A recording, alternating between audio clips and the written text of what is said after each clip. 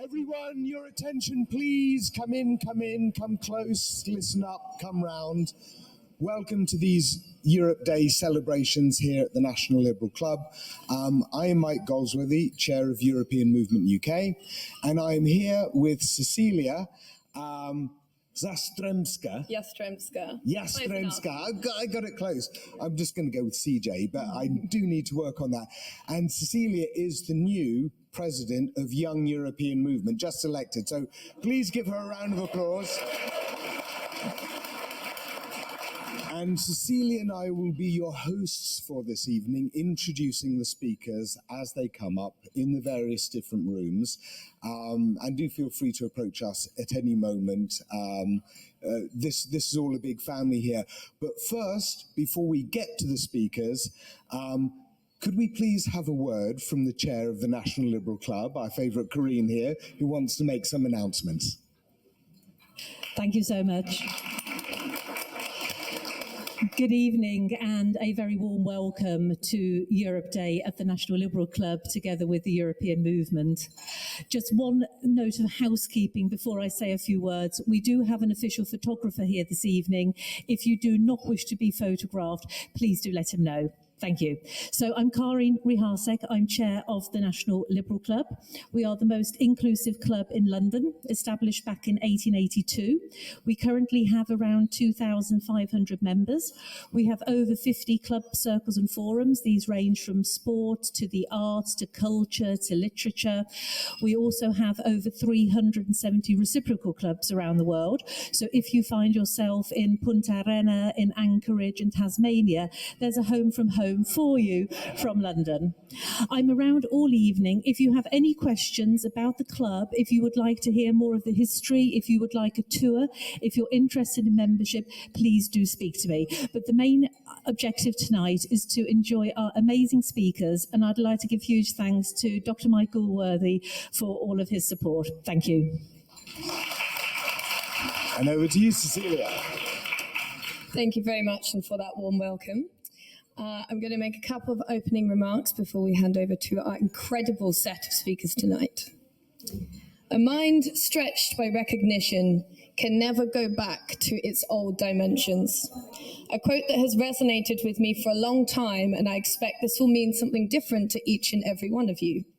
As a dual national, I've always found my idea of identity like a dancing, pirouetting, fickle woodland sprite, oscillating between British and Polish, from stiff upper lip to unwavering directness, from excellence in manners to principles of honor and loyalty, from compulsive over-apologizing disorder to sentimentality, from the English breakfast to kielbasa and pierogi. Growing up as a proud EU citizen, as I started to stray further from home, I internally adapted this idea of identity to European. Having traveled in almost 90 countries now, several times, I've expanded this idea to global citizen, woman of the world, but my home is where the heart is ultimately, and that's with EU. Hence, I thought about why multilateral cooperation between our various countries is more vital than ever in these unprecedented times. There are three elements I want to emphasize. One is intentionality, non du corps du corps. I'm not led, I lead. What does this look like? As our allies fight illegal invasions, as we witness the unfathomable sorrow and horror unfolding in Gaza as millions are displaced and international laws run roughshod over, as we hear from political correspondents that my own motherland is effectively preparing for war, it looks like our country's electorates and leaders alike remembering what's important, that there will always, in the late Joe Cox's words, be more than unites us than divides us, previous referendum or not. It looks like recognizing the forces of polarization as they work actively to destabilize us, from the micro to the macro, those that seek to sow seeds of cynicism, to destabilize us and to undermine us, spread the disease of division, pit man and woman, generation against generation, and geopolitical bloc against geopolitical bloc. It looks like setting the strategic direction of campaigns and steering our activism with purpose, not being set adrift. And it finally looks like not infantilizing or patronizing, but instead uplifting and amplifying young people and their voices, because it is their and their descendants' futures that will be either eroded or enhanced by the way we scope and shape legislation and pick our priorities today. Why? Because when we have open channels of communication, when we debate in good faith with a safety net of goodwill, when we strike that balance of authenticity and ability to be dispassionate yet direct, which allows people to emerge from their chrysalises and their shells and allow themselves to be really seen and, yes, also heard, incredible things can happen. And in fact, it often takes very little. Margaret Mead, as you may know, once said, "Never doubt that a small group of thoughtful, committed citizens can change the world." Indeed, it's the only thing that ever has. The civil rights movement in the US started with Rosa Parks sitting down. The Jane Goodall Roots and Shoots education program started with 12 high school girls and now has 100 member countries. And Greta Thunberg, now a household name up there with David Attenborough, started now one of the biggest global movements against ecological destruction by sitting outside her school with her little placard protesting in the rain. If one is lucky, a solitary fantasy can transform a million realities, said one of my favorite poets, Maya Angelou, and she was right. Many of you in this room have already changed much with extensive spheres of influence, and the next generation will look to your legacies for guidance. And with that, I'd love to hand over to Mike to introduce our first speaker. Thank you. Well, if that's how the next generation view the world, then we're in good hands. The kids are all right.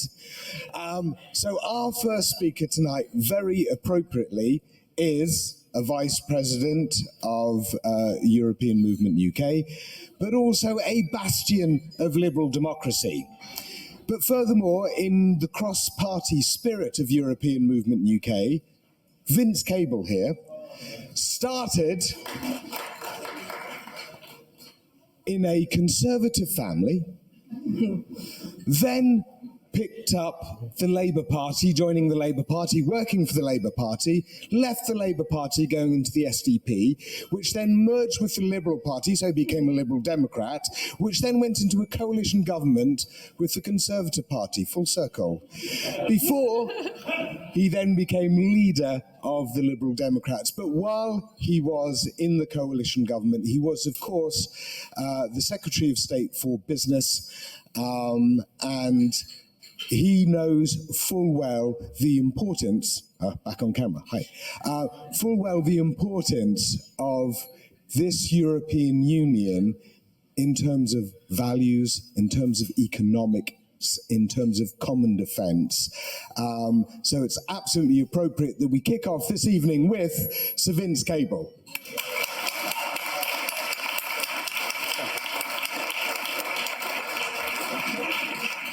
Well, good evening and thank you and welcome to what I see as a celebration of our European identity and values.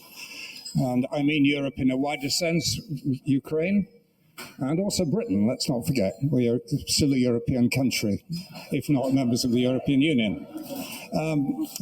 You've got a whole series of politicians speaking to you tonight, past, present and future. I think I probably belong to the past category, but one of the merits of that is that I can look back on highs as well as lows, and some of the highs are associated with the European cause.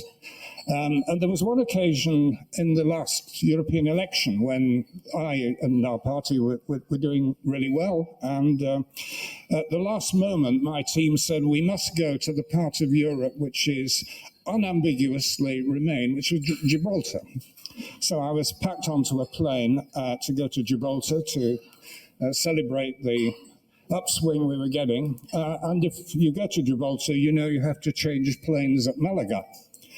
And in the transit, there was a very large group, I think about 50 young British women on a hen party who were quite well advanced in the sangria by the time I got there. And I appeared at the top of some steps, and they all turned around and screamed and cheered and head in my direction. And I thought, I finally made it. And so I spent half an hour doing selfies and autographs and all these things you do when you at last become a true celebrity. And at the end of this session, I heard one of them turn to the other who say, well, who was that? And the reply came back, I think it was the weatherman. Anyway, suitably chastened, I went on with the campaign. I've been instructed to say something about economics and business, but it doesn't seem to me a terribly seminar-like event. So I'll just ask you to try and hold in your head a few numbers, 4, 14 and 10. 4 is 4%, which is the extent to which the British economy is now poorer as a result of leaving the European Union. 14% is the amount that Britain's trade has fallen as a result of leaving the European Union. And 10 is the 10% increase in the rate of inflation as a result of the checks that we were introduced 9 days ago for any foodstuffs coming into this country. You will no doubt in your weekend shopping discover the first wave of those problems coming through. Figures that take you so far, I mean, I'd always like to think of business and economics in more real world terms. And there was something about 10 days ago that really brought home to me what all this stuff actually means. I was invited to go up to a factory in Durham, owned by Hitachi, the Japanese company, which made railway trains. And I was invited because I'd opened the factory 10 years ago. And it's now faced with closure. And I was following around Mr. Starmer, a lot of other people who are trying to save this plant. And what was very striking was when you went around the factory, is that when the carriages, the trains, were lifted onto the rails, there were 2 sets of rails. One of them was British gauge, and the other was European gauge.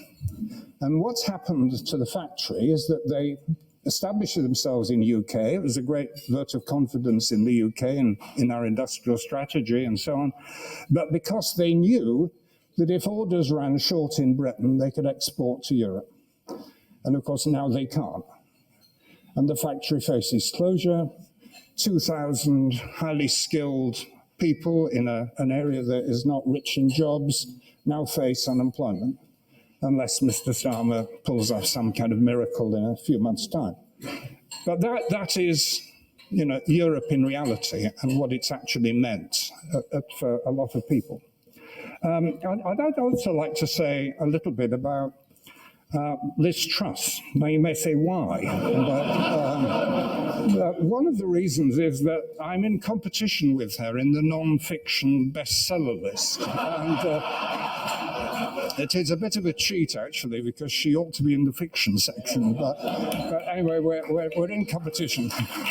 But those of you who actually seen this wonderful work, 10 Years to Save the West, will discover that the section on her contributions as Prime Minister are mercifully and appropriately short. But there's a very interesting section which is on her period as President of the Board of Trade, when she was given the task of delivering what was seen as being the major positive outcome of Brexit, which was trade negotiations with the big powers who could deliver benefits. And I think it's fair to say that had they got a trade agreement with the United States or China or India, or all three, it would have gone some way to offset at least part of the costs. But none of those are even remotely in prospects. What we did get instead was an agreement with Australia that was denounced by her Brexit colleague as a totally unsatisfactory agreement because she'd given away far more than she'd obtained. There was an agreement with New Zealand, and like everybody, we love New Zealand, but the benefits were so marginal they couldn't even put a number on it. And there was also joining an organization called the CPTPP, which is complicated anagram for the Cross-Pacific Partnership. And this is about making Britain a Pacific country, which is, I'm not joking. This is the strategy. Now, the whole point about this organization, which we have joined, it was launched originally by President Obama, and it was to create a Pacific Asia area which had the Americans in and the Chinese out. Very simply, that was the concept. Well, what's happened is that the Chinese are getting in and the Americans have left. So it's not at all clear what Britain does in this organization that we have joined. However, getting back to the basic economics, I wanted to work out how much we've actually benefited from joining these three different organizations. And to get an answer to that, you have to read something called the government's regulatory impact assessment. Now, if any of you suffer from insomnia, this is a perfect cure, but I spent an evening plowing through it.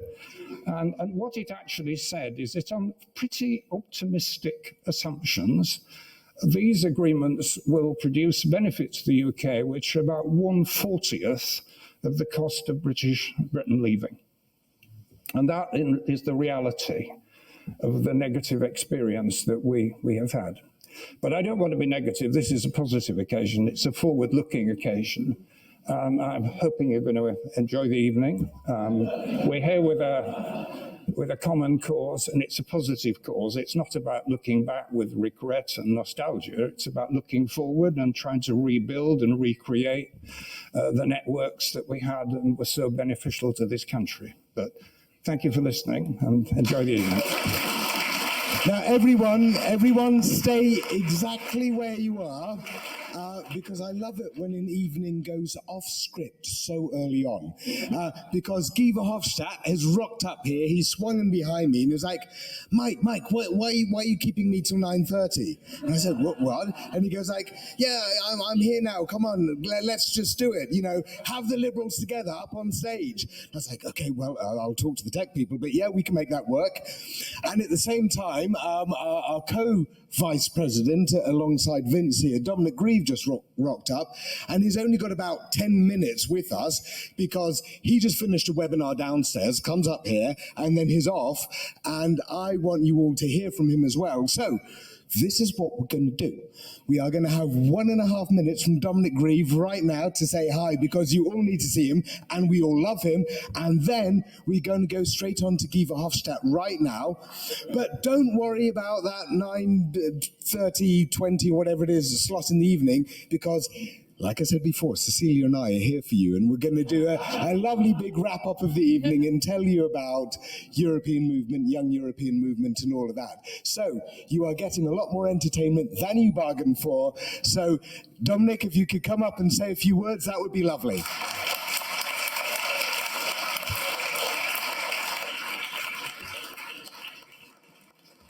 You see what a hard time your chair has, We keep him on his toes. And he's very good. And really, I don't want to say very much. I just want to say how wonderful it is to see so many people here this evening. And then I want to add that I was actually down in Eastbourne last night doing a meeting of the EM. It was a dinner. And I've been doing more of these things over the last few months. And also following what's going on here at Westminster and getting mood change. And my view is that this movement is in a much better position than it was a year or two ago to really have positive influence over the way in which policy develops towards Europe. We're in the year of the Entente Cordiale celebration, and France is in fact a key partner in delivering that change for us. But everything I see, and also because I talk to people in other political parties than just my former one, in fact, actually speaking to people in my former political party can sometimes be rather difficult. But speaking to the ones, some of them are very good people, and I've just been doing a webinar with some of them about some European issues, which are quite important, about issues on ethics and standards in government as well, which is also quite important.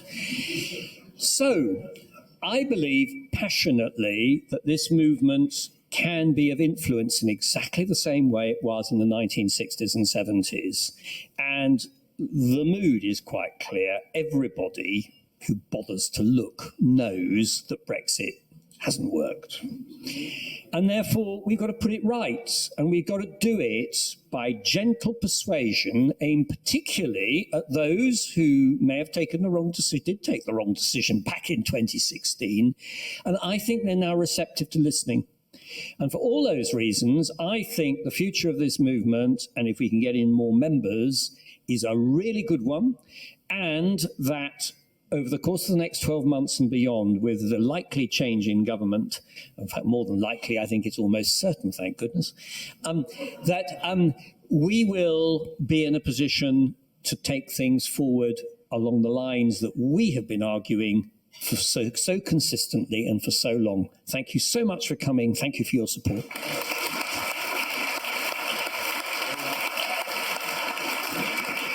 Right, so, okay, how to introduce Guy Verhofstadt? That is a tricky one, but for me, the most important thing is this. Guy Verhofstadt is the newly elected president of European Movement International, and that in itself should command a massive round of applause. We know Guy to be a passionate Anglophile. In fact, you were called Baby Thatcher for a few years, weren't you? Well, you were even more passionate than you are now, if you can imagine that. But Guy is a fiery character. He's an Anglophile. It is lovely to have him as president of European Movement International, which set up 1 year before the British chambers of the European Movement, now European Movement UK, founded by Winston Churchill and others. And Guy is the proud inheritor of all of that. I know him to be a Churchillophile, if that indeed is a word. And I know that one of his priorities as incoming president of European Movement International is actually the UK cause for rejoining the European family, full members of the European Union. And to have that kind of support across the waters means a lot to us right now. So can we have a cheer for that too, please? I'm not done yet. Because not only was this man president of Belgium for many years, he has also been president, prime minister, yeah, okay, it changes from country to country, I got it, prime minister of Belgium for many years. Apologies, good to have so many knowledgeable people in the room to correct me as soon as I make a tiny slip up. But importantly, and this is a theme of this evening, when it comes to Ukraine, in the Parliament in recent years, he has been an absolute champion of Europe being Europe on European principles and throwing everything in to backing Ukraine. So for me, the guy is a hero on many fronts in terms of our UK-EU link, but also what the EU and Europe at large stands for, particularly with regard to Ukraine. I will talk no more. Please give it up for Guy Verhofstadt. Thank you, Mike. Thank you very much. It's for me an enormous pleasure to be here in this fantastic place.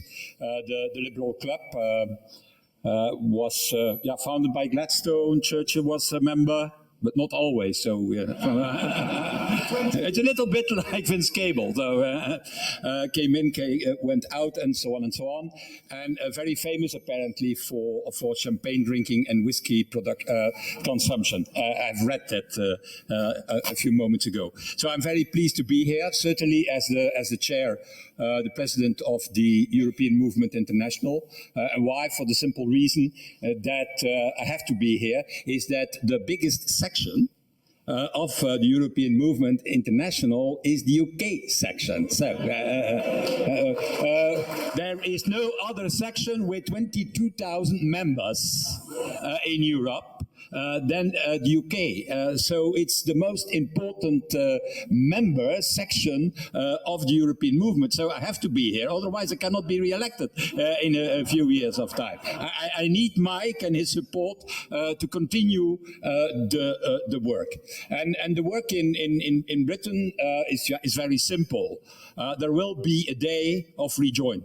We know that there will be a day of rejoin. The only question is when. So, but it will happen. It will happen. Why? Because it's absolutely necessary that it happens in the world of today.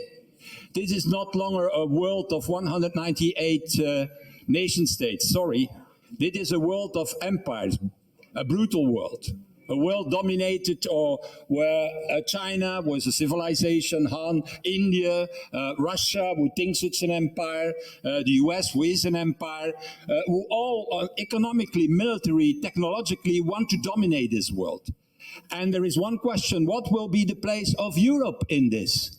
What will be the place of Europe in a so brutal world of competition between empires worldwide? That is the question. And the only way to guarantee that we can defend the interest of all citizens, and that can be British citizens, French citizens, German citizens, Belgian citizens, is to do it together in a European Union that is a democratic union in the near decades. Because it will not only be a fight military and economically, but also politically.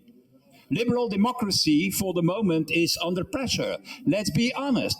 Can you imagine a world, Xi in Beijing, Putin in Moscow, in Russia, and at the same time Trump coming back in Washington? What is then our security and our sovereignty if we don't work together? That is the key question. And this key question will be there on the table of the next British government in a few months' time.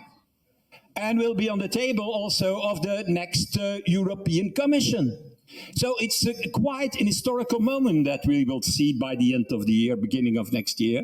The moment where there will be a new leadership, normally, or the same leadership that can happen in Europe, in the European Commission. At the same time, I think possibly a new leadership in Britain is quite a good moment to discuss what will be our common new relationship in the next decades. And it would be crazy if we don't start to talk again about joining the single market and the customs union as the first priorities on the table.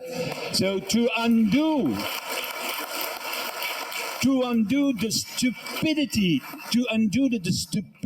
that has been done during Brexit, and stupidity that has not been told by the Brexiteers at the moment of the debates on Brexit. On the contrary, they told exactly the opposite from what happened with the hard Brexit.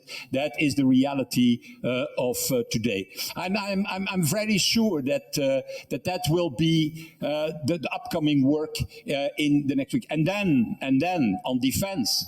How can you imagine a European defense? If tomorrow Trump is back and he blows up NATO, it's possible. With Trump, everything is possible. What is then our security if we don't work together in a defense community as we can do? Because it's not that Europe doesn't spend on defense. And together with Britain, we are spending more or less 320 billion euros, so that's a little bit less than 300 billion pounds, British pounds, on defense. We spend in Europe, together with UK, 3 times more on defense than Russia. But you don't have the feeling, that it is the case today. And that is because we do it 27, 28 times. We duplicate everything. We have 130 weapon systems in Europe. The Americans have 25. We inflate it to 130. So that the future of this world and the future of UK and the continent goes together. Otherwise, we will be beaten on every field, economically, technologically, militarily, and politically in the coming years. And I'm pretty sure that this will happen, and that a nightmare will end, because I call it a nightmare. I always thought when I was asked to negotiate for the European Parliament in this file, and I said, yeah, I want to do it because I feel I'm a little bit, I feel like a Briton, like British people. And they said, yeah, why?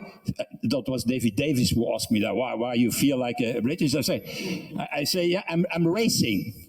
Ah, racing with what? With cars, I say, with the car, old cars. Ah, yeah, and where you do that? I said, Brandhatch. Ah, where is it at, Brandhatch? Yes, near London. There's a beautiful circuit. And Goodwood, I do also Goodwood. A Goodwood revival in my old Aston Martin. Ah, Goodwood, what is Goodwood? And I said, oh, you're British? So that was the negotiator, the first guy who negotiated with me on the exit of Britain, and he didn't know where Goodwood was, or Brandhatch, and he had no clue about the most important sport in Britain, that is racing with old cars, and British cars, Aston Martin particularly. So that will change. This nightmare will stop. I don't know if David Davis will be re-elected. I have no clue about it. But in any way, I'm pretty sure that there will be other people in charge in the coming years, and these other people in charge will make secure that the UK will rejoin the European Union and European family. Thank you.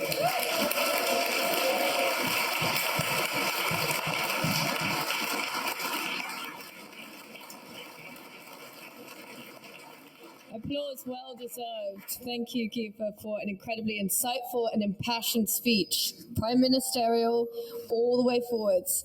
Now we're going to have a quick change of logistics, so please refill your drinks, move to the smoking room to the left, and we will be continuing with our impressive set of second speakers. Thank you.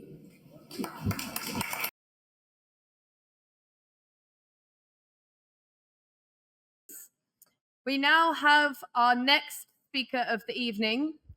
This Europe Day is not just a celebration of everything Europe and European, but also about bolstering its defense to protect everything we value about it. The European movement was set up over 75 years ago after the war as a beacon for the future, building democracy, strengthening the rule of law, and defending freedom from tyranny to realize the common European future. So with the increasing threats and the destabilization we have witnessed, especially from Putin, who better to talk to us about the UK and European common defense than the chair of the Defense Select Committee from 2020 to 2023, over the period when Putin reinvaded Ukraine. But Lieutenant Colonel Tobias ELLWOOD, the Conservative MP for Bournemouth East. However, it is his understanding of defence that is so key now. Who can forget his confrontation with Boris Johnson in the Select Committee in 2021, when he complained to the then PM about cuts to our defence and tanks, stating, "We're cutting back on our tanks. What is amassing on the Ukrainian border? It's tanks." To which Johnson replied, "We have to recognise that the old concepts of fighting big tank battles on European landmass are over." It's the time to hear from someone who knows what they're doing. Tobias, over to you.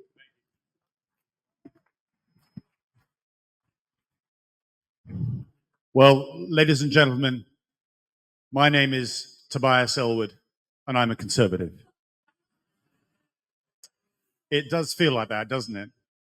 I can't believe that people would even hiss to that.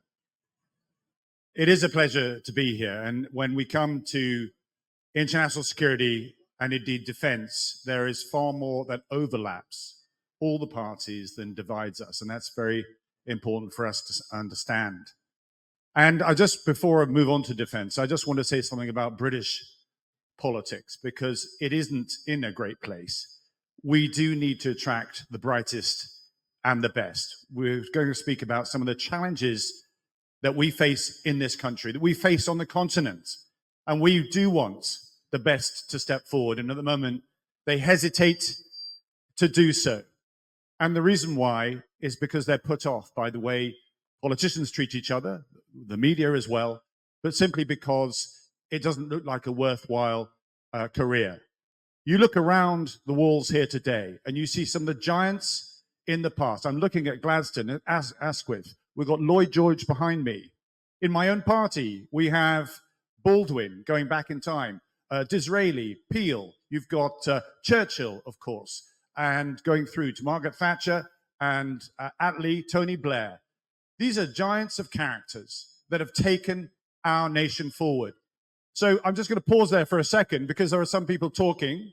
If you want to talk, I won't be insulted, but get out the room. Thank you.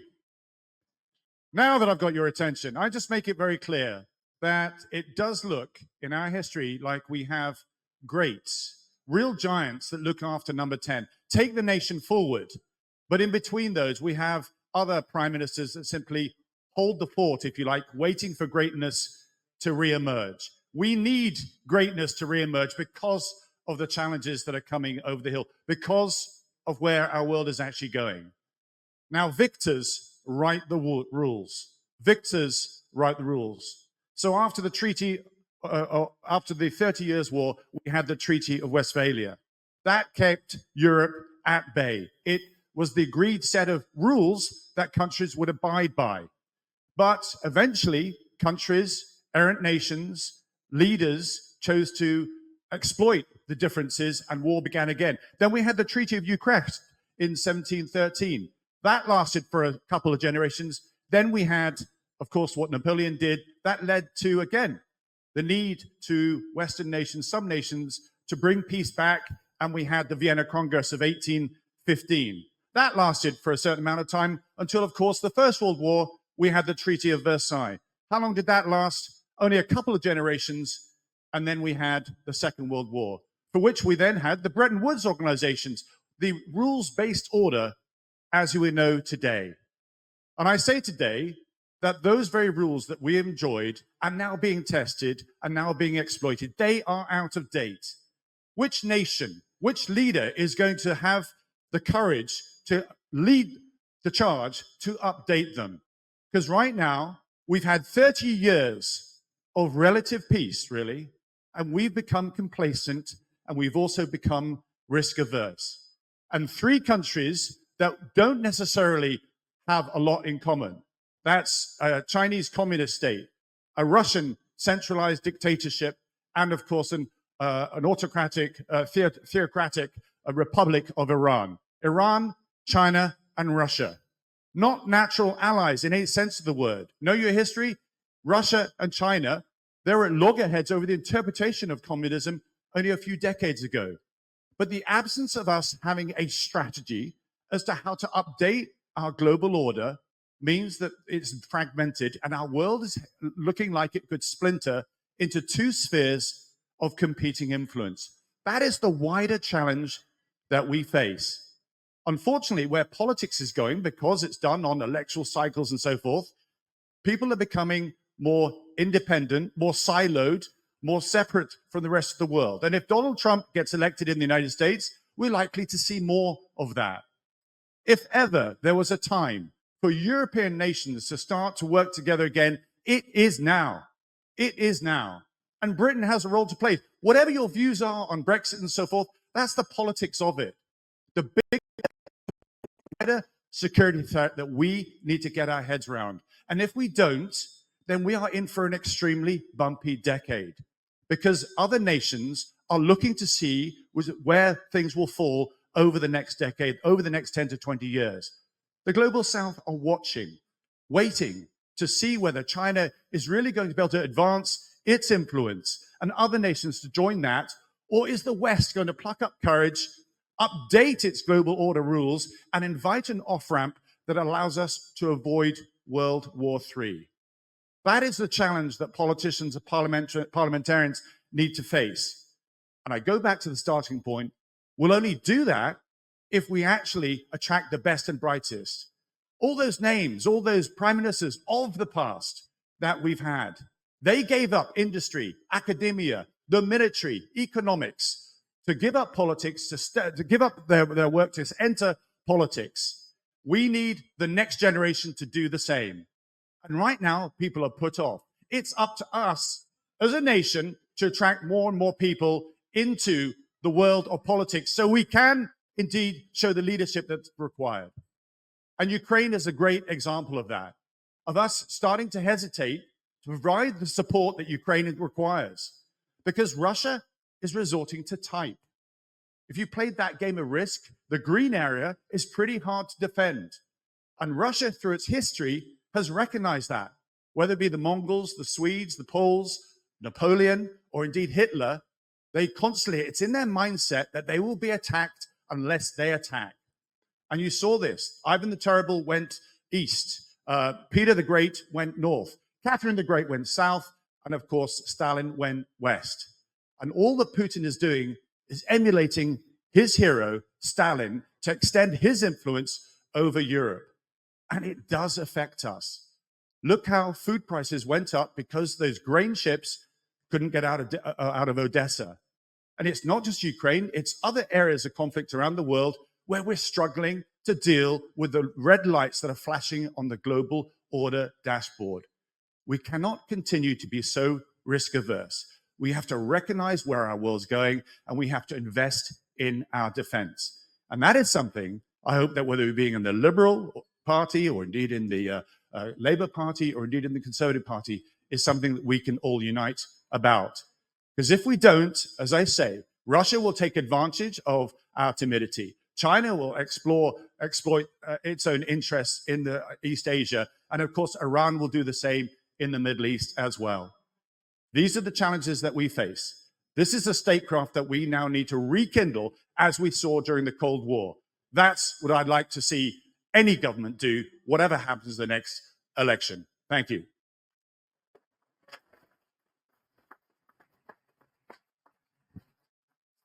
Thanks so much, Tobias. And of course, Conservatives are more than welcome here.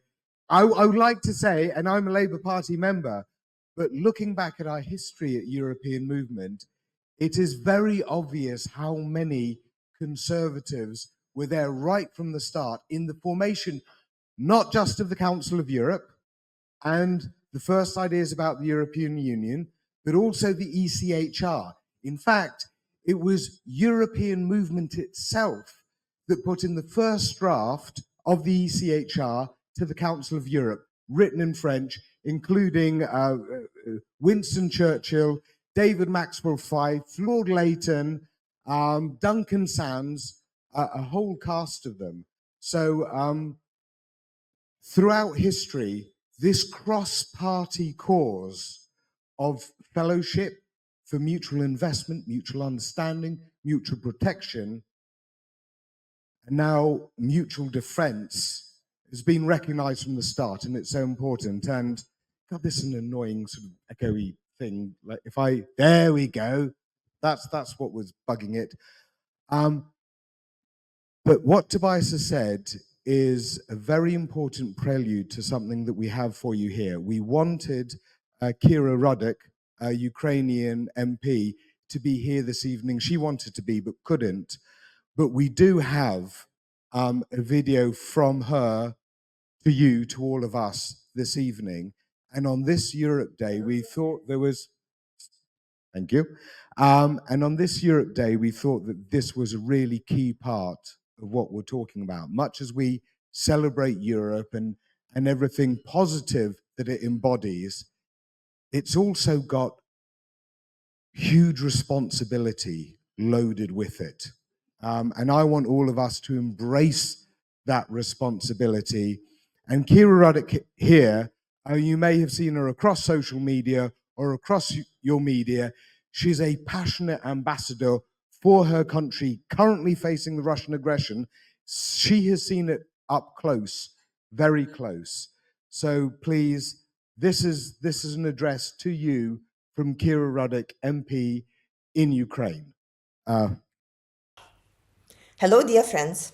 I am Kira RUDYK, member of Ukrainian Parliament, leader of the Liberal political party Voice, and vice president of ALDE. I am speaking to you from Kyiv, Ukraine. It is such a pity that I cannot address you in person, but let me just start with thanking you for all the help and support that you have been giving us throughout this path. On behalf of Ukrainian people, we know, understand, and appreciate that you are working tirelessly so that we can get what we really, really need. We are right now at the 11th year of the war. And what we need from our allies is to switch the paradigm from helping Ukraine fight to letting us win the war. And it implies so many things. First and foremost, it is making sure that all the political promises that have been given are actually become weapons in the hands of Ukrainian soldiers. And that has so many different things that we have heard over the last 2 years actually to start happening. Since the day one, we have been begging for the air defense systems and the fighter jets so that we just simply can go to bed every night knowing that we will wake up in the morning.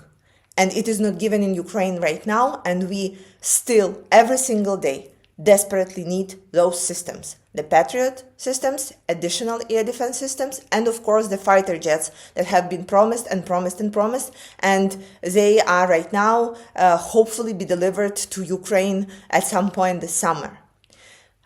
Second aspect is of course ammunition. We know that Russia ramped up their military production so they can manufacture up to 3 million pieces a year.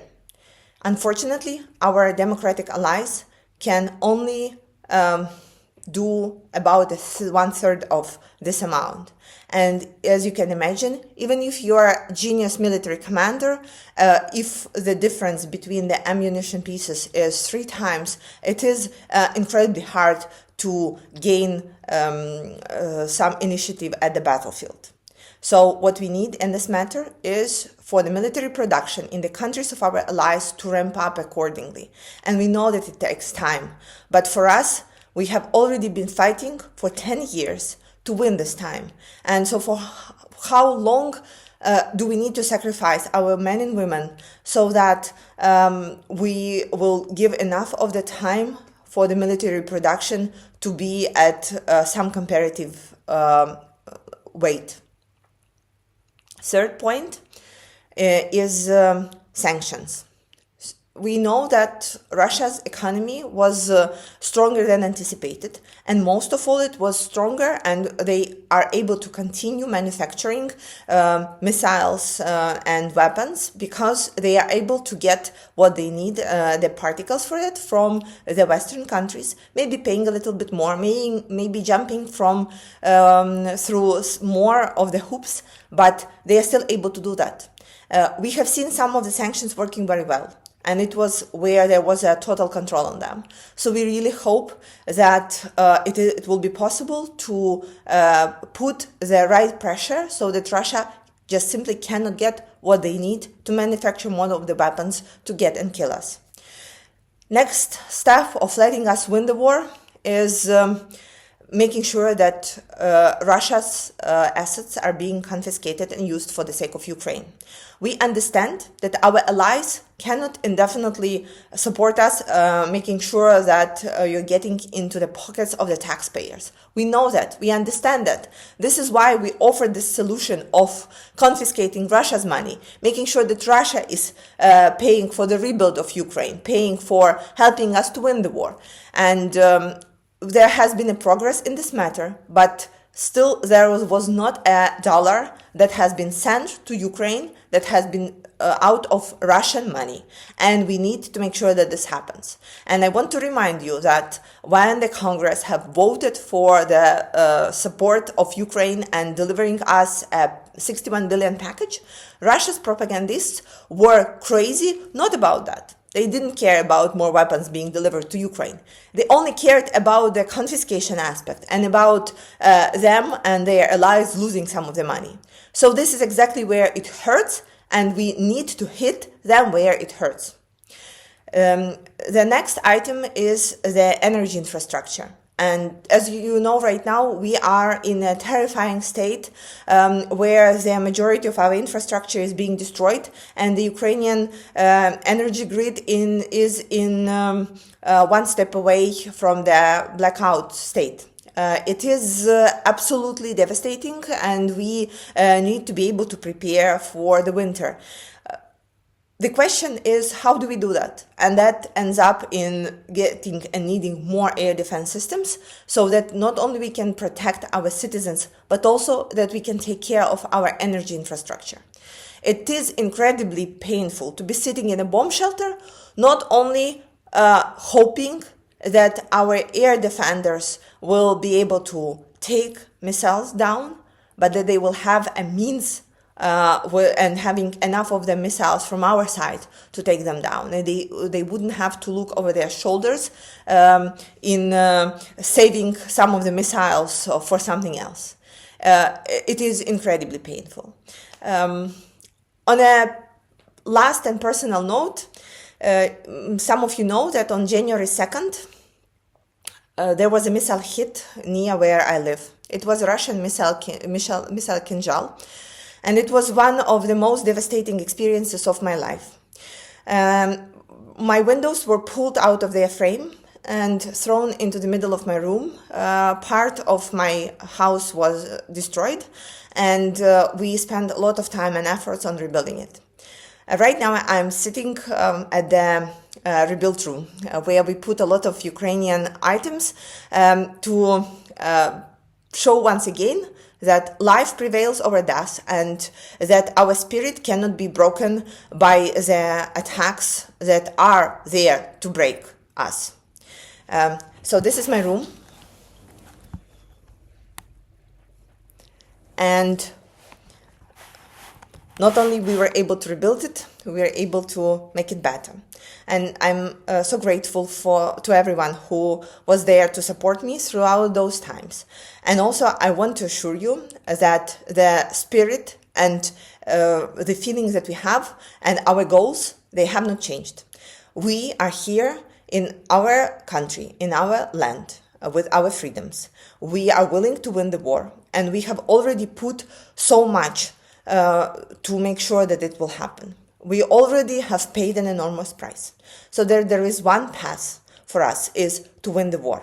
And what we need right now is you by our side, making sure that you pressure the government to do the right thing and execute on everything that we were promised, so that we can go finally hit where it hurts and win, not only for ourselves, but for the security of all of us. Thank you so much, and glory to Ukraine.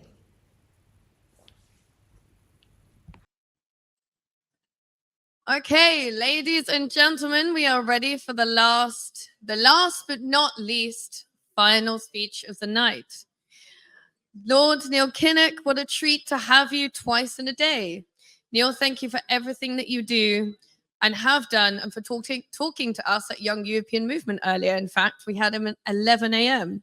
when we discussed everything from successfully navigating political tensions, whether internal or external, the prevention of democratic backsliding or autocratization, as we frame it, to your legacy and lessons for the next generation of leaders, which you emphasize that it is vital to engage now rather than have to make the case later. Neil, over to you, wherever you are. There you are. Excellent. Okay, look. If you put it on the, is that working? You want this one? Yeah. Yeah. There you go. That's very good. Right, that's much better. Okay, fine, thanks.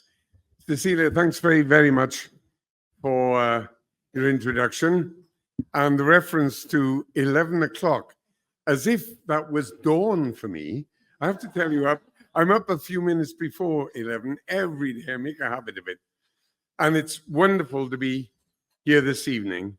I missed, because of another engagement, I missed Vince.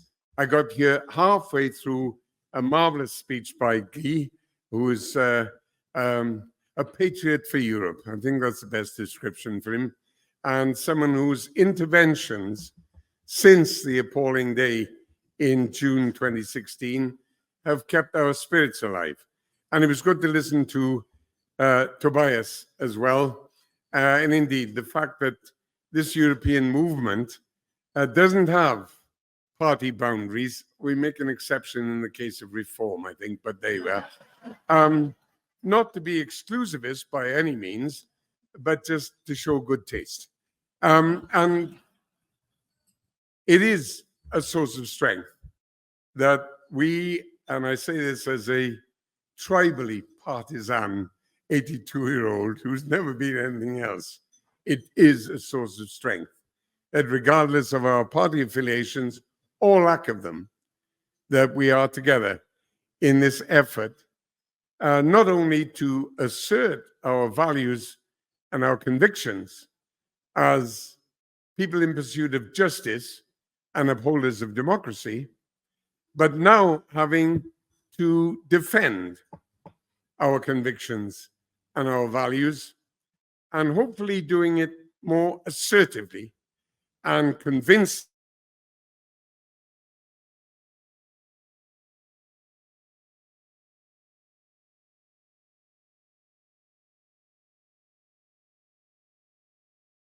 which would have been if he'd been up against employers. It was the fact that nothing was worth thinking about, advocating or developing unless, in his terms, it had a bloody Union Jack on it. And that was there right at the start. Fortunately, those instincts were overcome and were succeeded, I have to tell you, friends and some comrades, by complacency. Decades of complacency, which reached their, would it be nadir or zenith, on June the 23rd, 2016, when frankly, in my view, our people with our opinions, our convictions, our perspective of the future and of reality in the world never made a serious effort to get the gut of the people, the soul of the people, to comprehend why the European Union existed, what it did and didn't do, and what its future could or would not be, how much it cost, how little it cost, who it benefited, who it was ranged against, what security and opportunity it afforded the rising generations. We never really made a serious effort. And even when those efforts were made, and I listened to some really noble and elevating youngsters trying to make the case throughout that campaign, they were distorted or neglected or ignored entirely by our entirely free, dispassionate, and objective media in this country. The fact that, by coincidence, of course, much of the print media is owned by tax exiles who give us lectures on patriotism may have something to do with the absence of coverage and the distortion of the realities of the European Union assiduously for decades. That isn't what eventually produced the, I nearly said the kamikaze vote, but I'll be polite and say the leave vote. But now I can only resort 8 years afterwards, 7 years and 11 months afterwards, to Shakespeare, whose mother was Welsh, by the way. Important to remember. There is a tide in the affairs of men, which taken at the flood, leads on to glory. And that were the words of a potential assassin before battle, years before they contrived to murder Caesar. And I have to say, in our country now, the tide is rising. The tide is rising because of the number of people who recognize the harm and the penalties and the costs of that decision in 2016 and the way in which it's been compounded by an idiotically bedraggled Brexit ever since. It's worse than it need to have been. Disappointed, distressed, devastated as we were in June 2016, it could have been alleviated, mitigated, in a variety of ways, not least by simply rejoining EFTA. But that was much too simple. And so we went into the abyss of dishonesty and distortion, of insult to intelligence in the years that followed. And that continues to be perpetrated.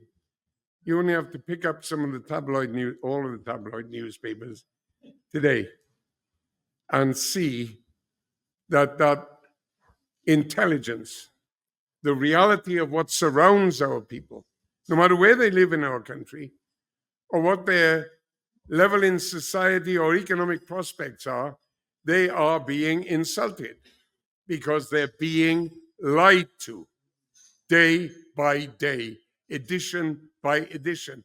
And unfortunately, even the objective media, who really do strive for dispassionate and factual reporting, the broadcasting media in our country, who I greatly respect, indeed I admire, have to unavoidably echo the predominant voice of the print.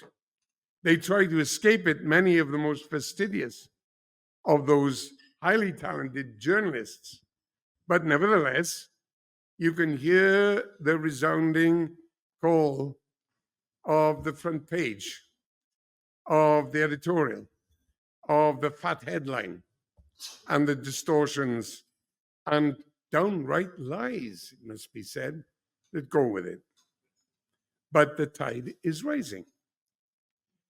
There are people who fervently voted for leave in 2016 because they'd been taught over 40 odd years that the source of so many of their ailments and ills and woes and disadvantages and desertions of deindustrialization itself were a product of our membership of the European Union. It was always rubbish, absurd, easily disproved, but it never was disproved.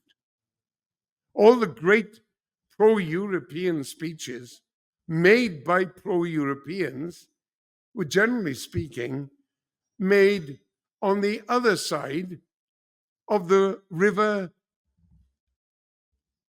English Channel. The river English Channel. Damn, there are rivers that are wider than the English Channel.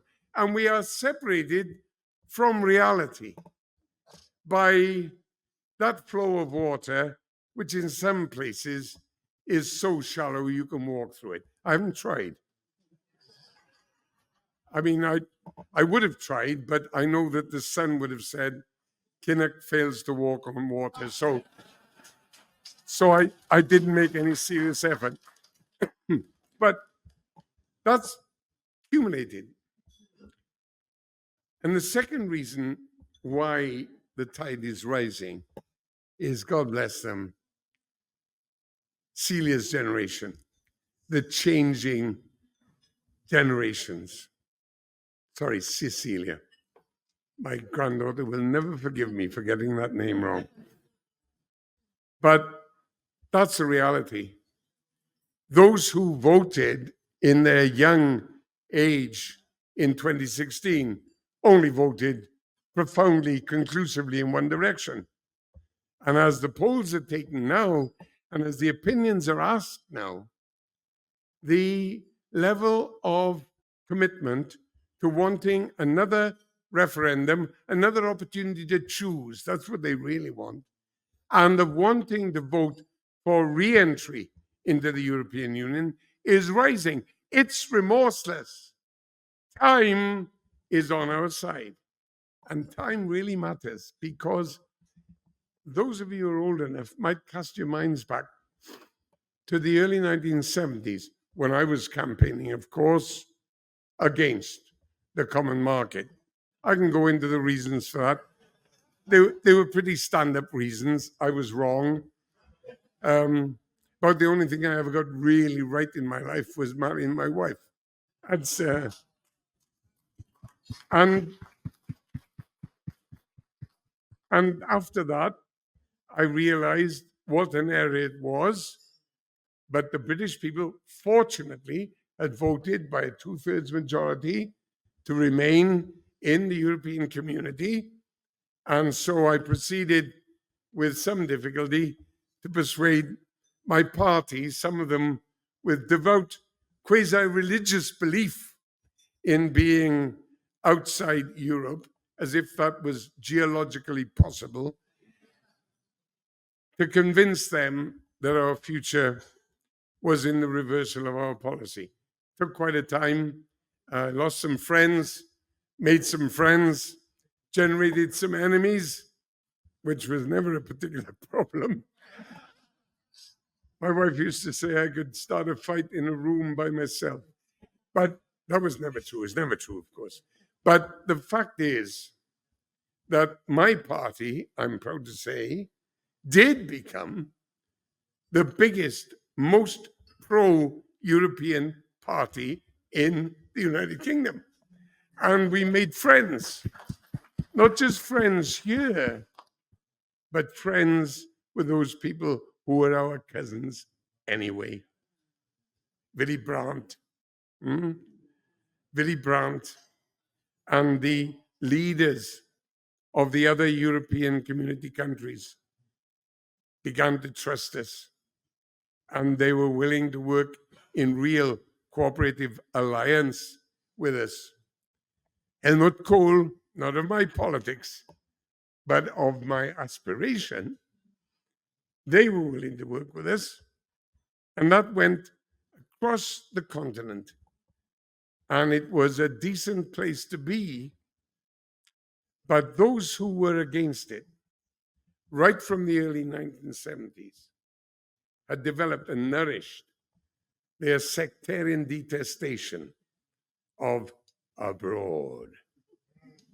Not colonial abroad, not nostalgic abroad, not imperial abroad, not USA abroad, or in Chilean abroad under a fascist dictator, but Europe abroad. It was further away than any other part of the universe. And they organized, and they argued, and they stuck to their case, and they contributed, and they got supported by those tax exiles. And lo and behold, they took command of their party. Astoundingly, because I recall when the Conservatives were the party of Europe, and not just under Ted Heath, but before that and after it. But they took control. There was a 30-year coup, and it took some organizing. I say this European movement, with its non-partisan membership and purpose, with its basic values and its objectives of European development, has got to do much the same thing. We've got to become partisan for the future, for our children and our grandchildren, and for the ages beyond, on two grounds, not just of idealism, or indeed understanding of history, or global acknowledgement, like Tobias laid out for us earlier, but because of utility, usefulness, and realism, the facts of life, the facts of global life, the facts of continental life, the facts of local life, down to streets and factories and banks and families. That's where the future lies. And it can be built. We have to develop that new relationship, new because 8 years have passed since the people voted. 8 years. 8 barren years of reduced investment, of chaos in migration, of devaluation of the currency, not only against the euro, from which we get about I don't know, 54% of foodstuffs, but against the world's energy currency, the dollar, a reflection of the view taken by international capitalism of the condition of the United Kingdom in the wake of our detachment from our nearest proximity is vital, biggest by a huge margin market. So we've got to negotiate and secure agreement. And we've got to do it almost with a mosaic, with tiles, on veterinary agreements, on energy, on the environment, on visas for business people and school kids and students. Steps, small steps, that together gradually make big strides, above all on security. Because the reality of this world is what Tobias spelled out earlier and what everybody acknowledges to be the case, of a degree of division which is a reversal of logic.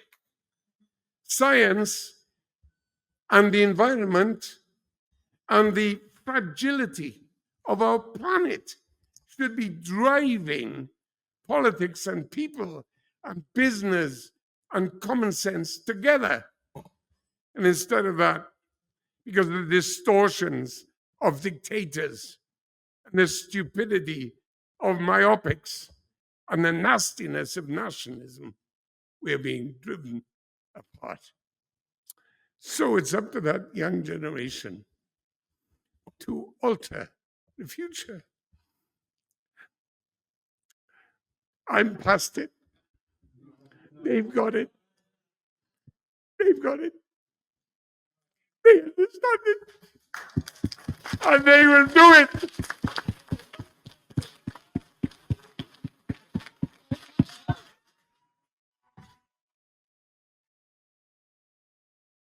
I wanted to, on behalf of Young European Movement, leave you with the last element of that earlier tripartite theory of the European project's continued success. And that is striving for excellence at the outset, aka the importance of engaging and training those who will come after you. In England, we have the phrase nip it in the bud to describe the effectiveness of exterminating issues far before they have the chance to manifest. This is like the inverse, but going even further. Instead of having to sever any nascent, corrupted plant, cultivate flowers that flourish. Flowers that don't falter and wilt at the first sign of adversity because their roots are too shallow. But flowers that bloom in resplendent technicolor, like the royal blue speckles of yellow of forget-me-nots returning year after year.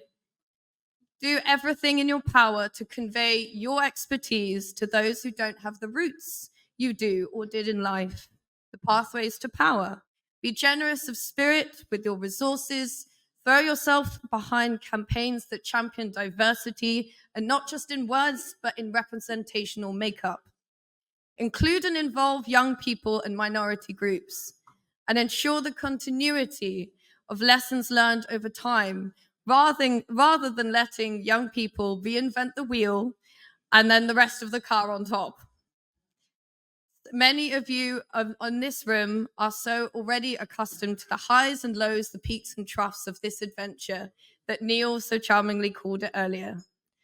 So I wanted to thank you from Young European Movement, for all of our speakers, for this incredible venue, to the National Liberal Club.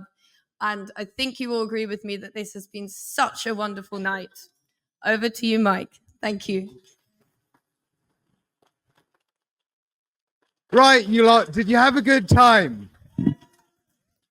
Would you like to see this happen again next year? I shall make it so. But before we close out and you all go off to the bar, as I encourage you to do, don't leave the building. It's such a beautiful building. Have more fun in this building. There's bars here. There's people that you haven't talked to yet. Enjoy the evening. But before we close off officially with this program, can I just say thanks very much to the team at the National Liberal Club for the food, the drink, the organisation here.